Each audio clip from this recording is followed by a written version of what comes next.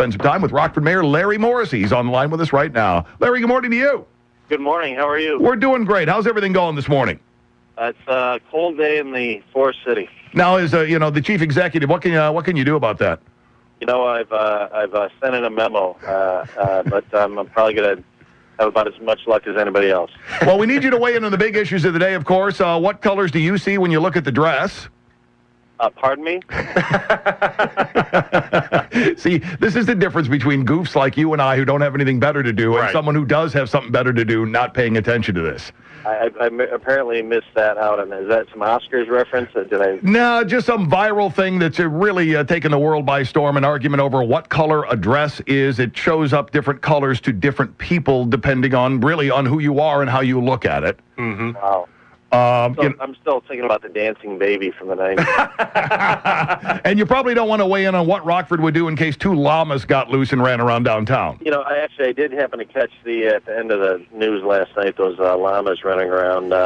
Where was that? I can't remember what city. Out in Phoenix, Sun City. Yeah, pretty exciting stuff out there. So will you go on record and declare Rockford a llama-free zone at this point? I just can't do that because of our local foods movement. And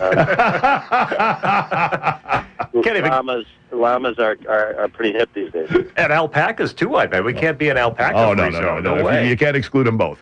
Well, try to describe the difference between an alpaca and a llama, and we're in business. Rockford Mayor Larry Morrissey with us. It's Radley and Scot on WROK. The county board last night matching moves with the city council and getting funding done for the AAR facility at the Rockford Airport. There was a little bit of teeth grinding about this over the past few weeks, but things look on track, yes? Absolutely. I'm very, very excited that the county board matched the city this week, and both of our organizations supporting the funding at the local level for this incredibly powerful project that's going to help us over hopefully many, many years. Now, we're looking at, a lot of gainful employment out of this and, as a magnet to others, showing exactly what we're capable of and what we feature out at RFD. That's right. We, I think, all understood as policymakers that there's a significant investment helping at the local level, state and federal level to make this project happen. But we'll be building the state-of-the-art facility, really top of the line anywhere in the world, that'll help us compete, and along with Rock Valley College making their core investment in the training facility, education facility, puts us in a strong position not only to grow those direct jobs in the facility itself, but there's a lot of other employment that we'll use to try to, that this will help us draw to the area. And we also heard when this was being proposed and laid out, one of the things that also has a good possibility of happening is because the facility will be at the Rockford Airport, and because it's already such a cargo hub, there might be further cargo expansion or cargo flights landing, because they know once they do, they also can get whatever repairs might need to be done in the same place. So it's almost a double win at that point. Absolutely, and that's the exact type of thing that we're hoping to try to induce by the presence of the facility at the Rockford Airport. It's going to make us more attractive to those other airlines, and specifically in the cargo area, but it could be passenger as well. If they're looking at a way, the choices, if they come to our airport or one of the other area airports in Milwaukee or Chicago, for instance, this puts us on a much more competitive level.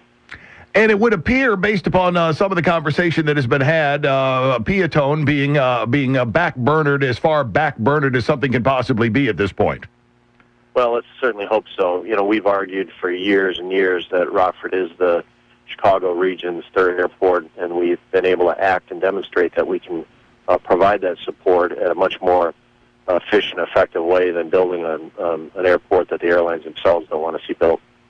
Rockford Mayor Larry Morrissey with us. It's Radley and Scot on WROK. Now, we've had U.S. Senator Mark Kirk on a number of times, but at least twice he's mentioned this, so I must deduce he's serious. He said he's talked to you, or he wants to talk to you, about adjusting the seal of the city of Rockford to include the outline of the Dreamliner or of some sort of jet to better convey to outsiders the importance of both the airport and the aerospace industry to the city. Has he reached out to you about that? Well, we've had different discussions. I don't know if we've got into that level of detail in our prior conversations, but, he's certainly supportive of us marketing our assets to the world, and I certainly agree with that. We're looking at a lot of ways. For instance, I think that Rock Valley right now has taken a program with their A&P mechanics program that's going to be moved out to or going to be expanded at the airport, and we need to think about how do we brand and market that so it's celebrated. It's been a strong program. It's a program that's going to grow, and there's a lot of other areas that we think we can do the exact same type of collective, better job collectively branding and marketing what we do.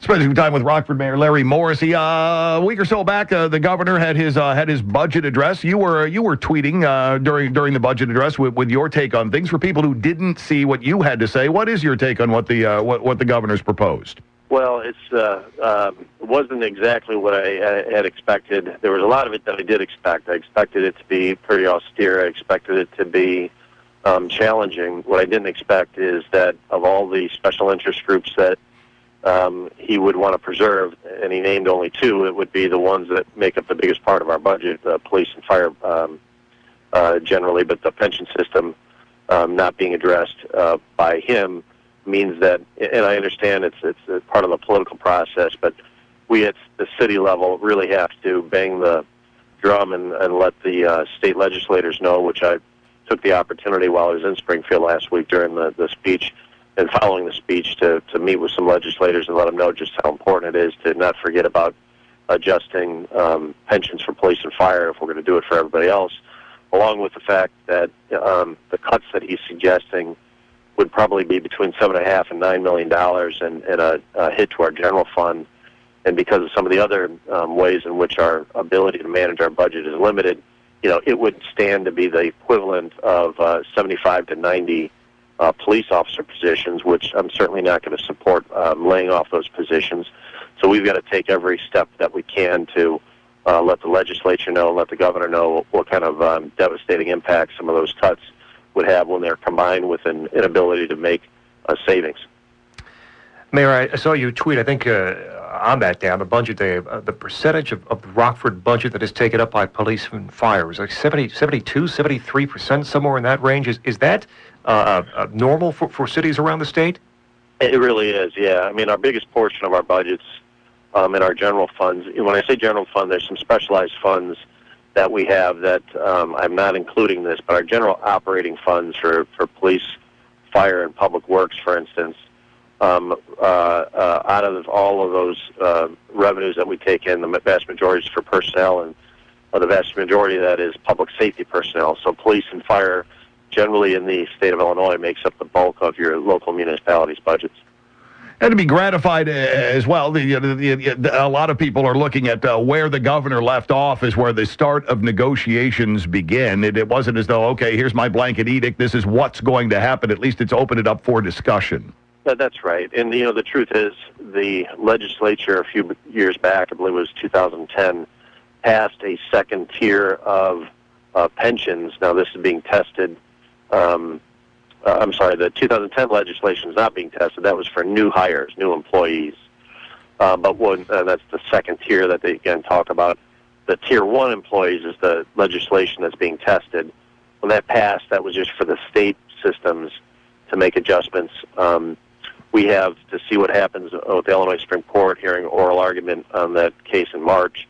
But for municipalities, we were not included in that second tier.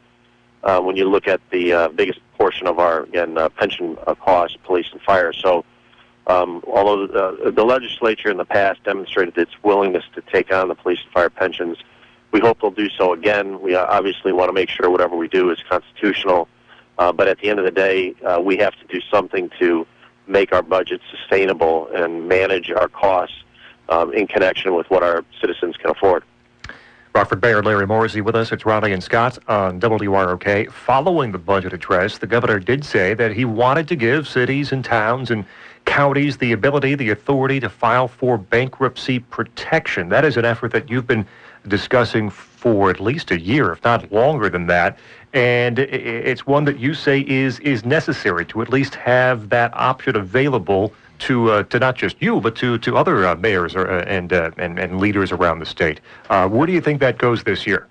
Well, I have been talking about it for years, not because we stand in a position that we're planning on filing for bankruptcy. I've got to say that as a disclaimer. Mm-hmm. However, I want the same tools that our private sector corporations like GM and Chrysler use to realign themselves to become profitable.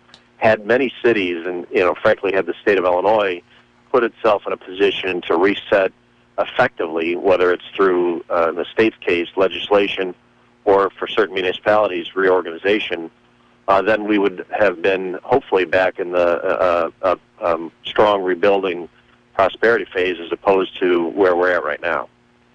So this year, I think it's going to be a much more front and center. Representative Sandek has filed a bill. Mm-hmm. I met with him when I was there last week, met with other legislators to talk about it. I think it's going to get more attention because of the predicament that the state has put us in, looking at a combination of significant, potentially very significant cuts, along with the inability to impact our costs. What else can we do? And politically, bankruptcy judges around the country have shown a willingness to take on these third rail issues like public safety pensions and public safety and other municipal contracts and reset those. So it should be sobering news for anybody who's in a union that they are not untouchable. And even in the state of Illinois, we've got to do everything we can to reset and make sure we're acting in the best interest of our taxpayers. Rockford Mayor Larry Morrissey, also perhaps on the agenda again this year, as it has been for years in the past, is a gaming expansion bill that could include a Winnebago County Rockford license. Do you think this year goes any differently than the past 3, 4, 5 years in Springfield? Well, you guys may know I'm a Cubs fan. So, every year spring training starts up, and it seems like in the state legislature we start looking at a gaming expansion bill. What I want to remind folks is what we already know locally. Excuse me.